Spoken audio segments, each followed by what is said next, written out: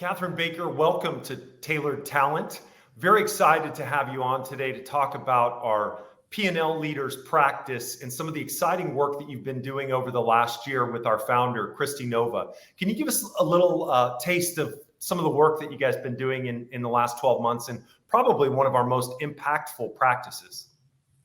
Yeah, absolutely. And thank you for having me. So Christy and I have been working hand in hand over the last 9 to 12 months, really building out and scaling the CEO practice. We've worked on, a variety of different CEO, board work, P&L broader ownership with firms like Thoma Bravo, Francisco Partners, Clearlake, Welsh Carson. And it's really been amazing to see the lift in the scale that we've had, as well as the inbound in the market. So we've been a very busy practice over the last 6 to 12 months as well, which has been really fantastic to see. A busy and growing practice, no doubt. I mean, the CEO practice is one of the largest practices at Bespoke Partners, and it's been fun to see the dynamic duo of Christy and Katherine working together to build the practice. Talk to me a little bit about today what that practice entails. Yeah, absolutely. So when you think about the CEO practice, it is broad. Clearly, we're doing CEO work, but we're also doing president work, COO work, GM work, broader P&L ownership, and then, of course, board work. So that has been a large focus over the last several months. Is like we've definitely seen an uptick in board searches, which has been fantastic for us. And we'll dive into that, I'm sure, a little bit later here. But that's really what it's entailed over the last several months, handful of months for us. No, absolutely. And to put a fine point on the board work, some of that actually is encompassed operating partner work as well for some of our most trusted PE firms. Absolutely. Yes. I mean, we've been busy on the operating partner side. That's been a big shift in the market, just as you think about some of the different private equity firms who are building out that practice within their firm. And so we've really been crucial in helping them understand, like, what does that ideal profile look like? And how can they, mold it? Because there are some, key clients out there that we've had where they've just built a tremendous operating partner group. And so trying to help some of the other firms mirror that in some ways. No, absolutely. And what's fun to see is you mentioned some of the clients that have had success on that. I would say some of their success was quintessentially bound by the placement of these operating partners and the impact they've made on their portfolio. And so what's been really cool to see is to take our knowledge of the operating partner role from a looser contracting affiliation all the way to a full-fledged employee and help some of our newer private equity clients build that muscle internally to make an impact on their portfolio, which is cool to see. And again, it's fun to see you and Christy working together on that. That said, one of the things I want to delve into today is just the demand for roles in the market. What are you seeing in the P&L leaders practice? There's no doubt that there's been a very high demand for CEO talent out there. The last 12 to 18 months, investment theses have changed, right? And so when deal flow has slowed, you have different board members diving in and digging into the companies to ensure, do we have the right operator at the helm of these companies to take us through this next round and to drive the company in that like operational disciplined mindset? And so there's been a huge focus on getting those disciplined operators in the seat to orchestrate that capital efficient growth in their companies. And really, the strategy of grow at all costs is kind of out the window at this time because of the economic headwinds that we've all experienced. No, absolutely. And what's really cool to see is the research we've done in the last 10 years, both the work that we've done and then the third-party research suggests that if the CEO is going to turn over, it's important, one, that's role number one that turns over in the investment thesis, and two, that it happens in the first 6 months of the hold period to truly impact outsized returns. What's really cool about our focus and really being able to delve into this research is your understanding of the market. So not only understanding the demand side, but then also catering to the supply side or the candidates and the important focus that you have on that. So you have a finger on the pulse of what's going on. What is going on with the candidates right now? We've seen a couple of different patterns.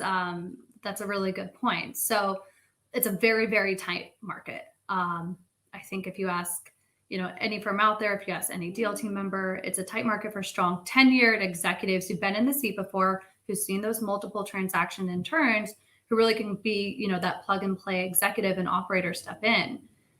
You're seeing execs who have been through a couple of successful runs and frankly are just stepping down and not working all together and taking on a few board seats because they have that optionality to do so.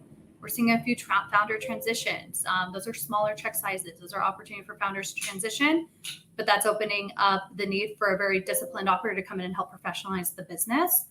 And then we're just seeing, executives who have gotten to a certain point of scale in their career and CEOs, and they want to go do it at a larger scale, right? And so really being able to scale up from, maybe they've taken a company from 50 to 100 and they want to go do the 1 to 300 run now. And so those are some of the trends that we're starting to see here. And with that, we've really focused on finding and identifying the executives who've been groomed by those very strong CEOs in the market who are ready to take the next step, assuming they hit all other areas on the scorecard for us. And so that's been a huge shift, is just identifying those high potential step up executives who are ready to step into the seat, but also having the support from the board at the same time. No, absolutely. And again, this really gets back to our focus in the market, our tenure in the market, to know who those folks who are being groomed and ready for that next level. Given the tightness of the market, and one would say, hey, we represent the best of the best who want the best of the best. So it truly is always a tight market. What are you seeing in terms of compensation trends?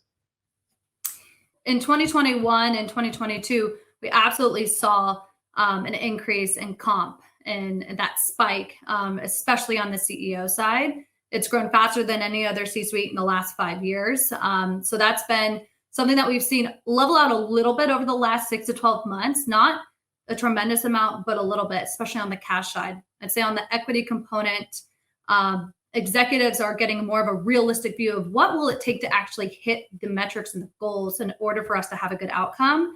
And so they're just diving in, I think, earlier on in the process to ensure that they don't get, at the very end of the process and realize, gosh, I'm not aligned with the board on what the metrics are needed in order to hit and have a good outcome here.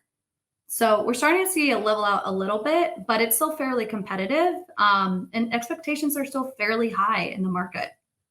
No, absolutely. And I mean, clearly with the tough market that we're seeing, and you mentioned some executives are choosing to sit this time out for better times or doing board work. It begs the question, what are you seeing in terms of placements? Let's think about, how often are you seeing step ups? What are we seeing in terms of geo? What about underrepresented candidates? Talk a little bit about what the actual folks that are accepting the offers look like today.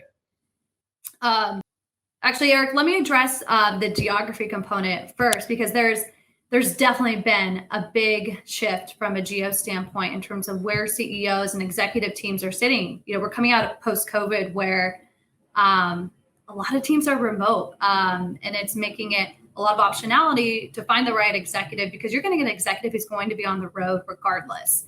And they're going to build out a cadence, given their leadership capabilities of how does he or she get their leadership team together on either a weekly, a monthly, a quarterly cadence. And so that's what we're looking for more versus, gosh, we really need this executive to be in San Francisco or New York or in, the Midwest.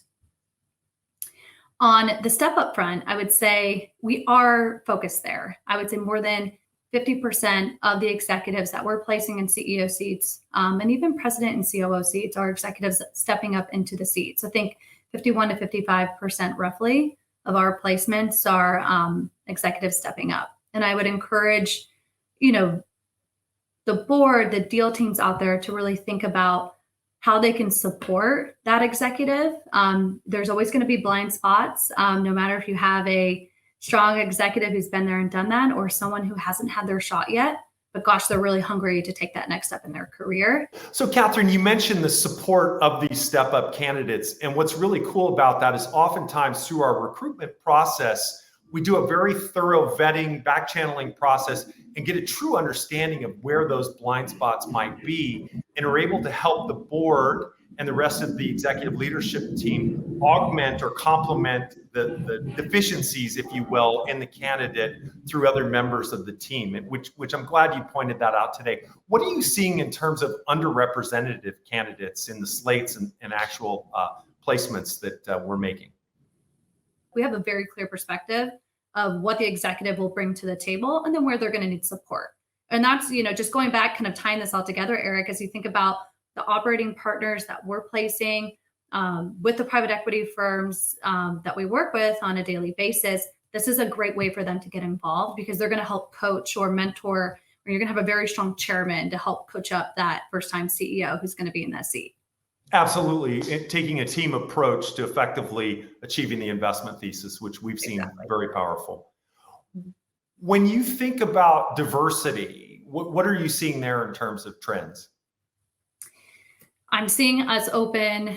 I think diverse executives are top priority across the board, always. And I would say 30% of our memberships of the executives that we target in a search are diverse. We're opening up Scorecard a bit to drive that candidate flow and the executive flow in order to increase the diverse slate.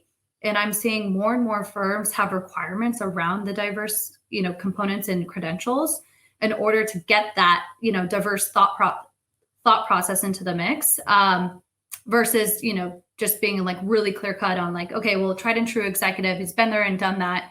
But we need more thought leadership. We need someone who has a different perspective, right? And sometimes that comes with a different background and being a little bit more open-minded there. No, absolutely. And I greatly appreciate the overview on what you're seeing in terms of P&L trends.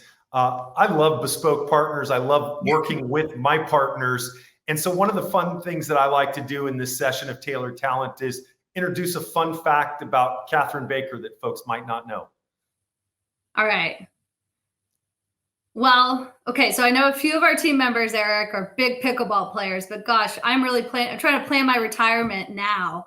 So I've been taking some pickleball lessons, clinics, and so on Sundays you can see me at the pickleball courts. Hopefully able to compete against Ned Lamphere one day. I think that's the goal, but I don't know if I'll get that good, but that is the goal. So that's where you can find me. It's funny you mentioned Ned. I was talking to him earlier this week about his racket sports, and he is certainly someone for us to achieve towards on the fun side of the world. Well, Katherine, thank you so much for having us on Tailored Talent today. I hope you'll come back next quarter to talk about some new trends. Absolutely. I'll be back. Thank you, Eric.